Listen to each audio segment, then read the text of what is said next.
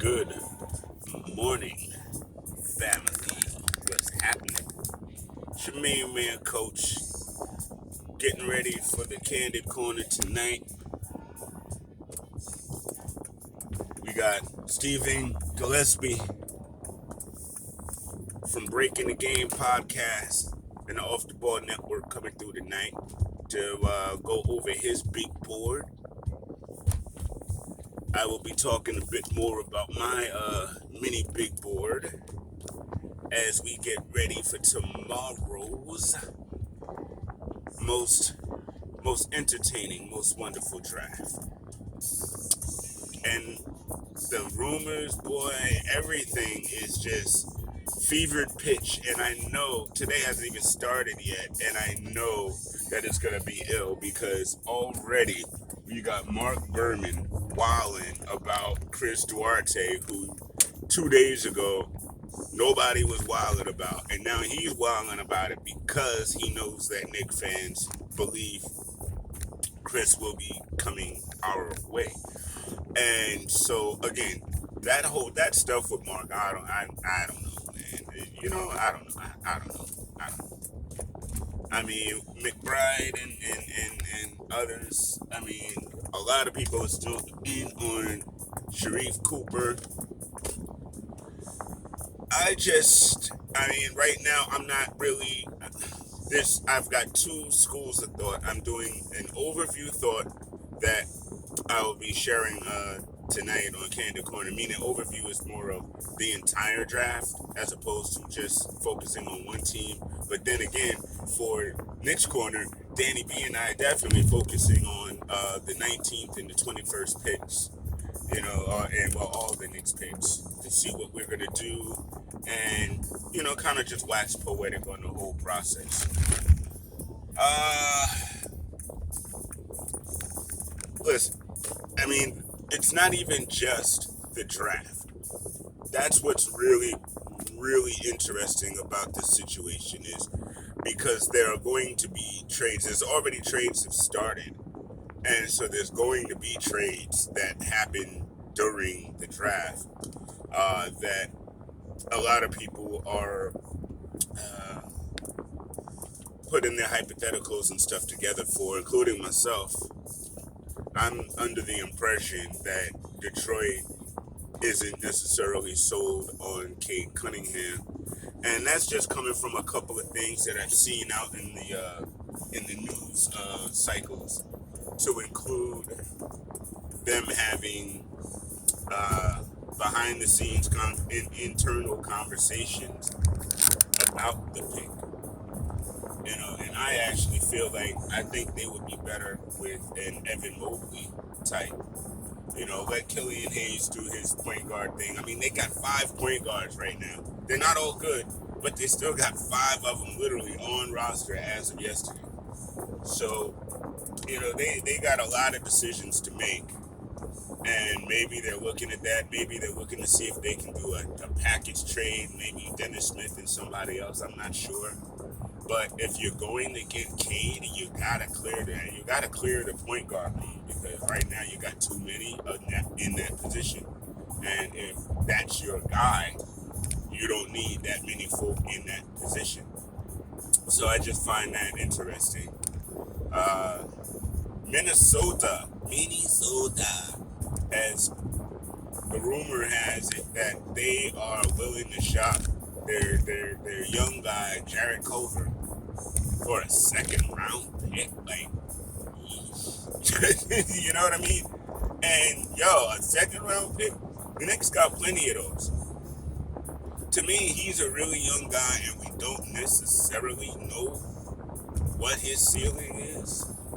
I mean, arguably, he hasn't really lived up to it, to his opportunities, I'll say. And for some reason, everybody starts thinking, oh, Johnny Bryan and everybody can fix. The Knicks can fix. Dude, the Knicks don't have time to be fixing broken players. You know what I mean? We want to go forward. We don't have time to be fixing folk. We need folk that are ready to go already. And Chris Duarte, apparently, at least by the way he feels, he's ready to go off gate. Tweeted out earlier If you're ready to win now, draft me. If you're ready to win 6, 7 years from now, don't draft me. Okay. I love confidence, but hey, listen, man, calm down. No rookie really impacts the league in a first year to lead somebody to a championship or something like that. You know what I mean? Everybody wants to. It's very rarefied air that it happens. So cool. I'm glad you got that moxie though. You know what I mean? That's what's up. Oklahoma City, if I'm not mistaken, has 3 picks in the first round. Number 6, number 14, and then another one. I personally feel like Oklahoma City is in the most weirdest place as far as I can see, because they've got Shea Gilgeous-Alexander, and that's about it. I mean, I believe Kemba went over there, but I don't know if Kemba is going to stay with Oklahoma City. I don't know what they're trying to do in the future. You know what I mean? It's like their roster isn't necessarily built up to make any noise right now. So I don't really know if a free agent trade does that for them, or are they better off drafting all 3 positions and really building their team up from within? And if that's the case, does it make sense to keep Shy, or does it make sense to trade him? So they've got a lot to think about. And even if they keep the number 6 pick, which I think they should do, at least, package the other 2, maybe, I don't know, draft up, maybe get a 10 or a 9 to go with your 6, or package up the later picks for that 9, and then package up the 6 and 9 for a player. I'm not sure. I mean, they've got a lot of options. I'm not sure about what their cap space looks like, but I don't really think they have too many, burden-laden contracts. So I got my P-Funk going in the morning. You know what I mean? Gotta have your George Clinton, your Bootsy Collins. Gotta have your P-Funk. That's quite important for any successful day.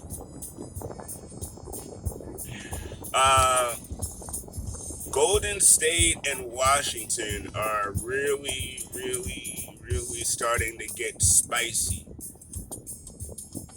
I believe they're going to need a 3-team deal, and I just saw one that was really interesting, because we lose quickly in the number 19 pick, but we end up with Cam Reddish and Russell Westbrook.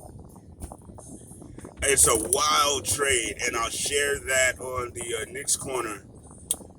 You guys will see that on Saturday, but we'll definitely share that. But that was a crazy little graphic I saw. But you know what? I can't really hate on that. I really can't. It's an interesting prospect. But I do believe that Golden State has the best offer for Bradley Beal that Bradley Beal would be interested in, along with, the Washington Wizards. Who was it? I believe Steven and I waxed a little bit on that yesterday, as a matter of fact. And Atlanta came up as a name as well, and Philly came up as a name. And Philly might be another destination Beal might be interested in.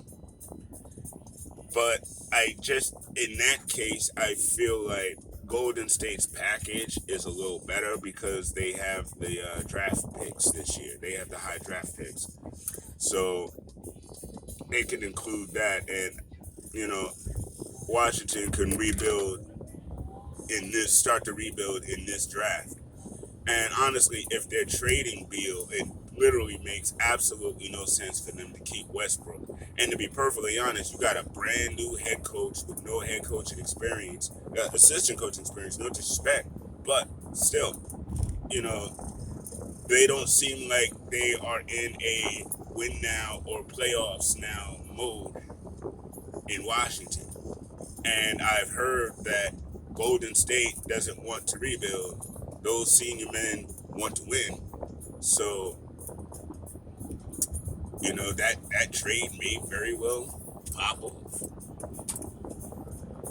And I think that'll be really interesting for Golden State to be in play. So, man, listen, I'm really looking forward to tomorrow night. There's so much speculation. There's so much out there. And, be easy on Twitter today, ladies and gentlemen. I mean,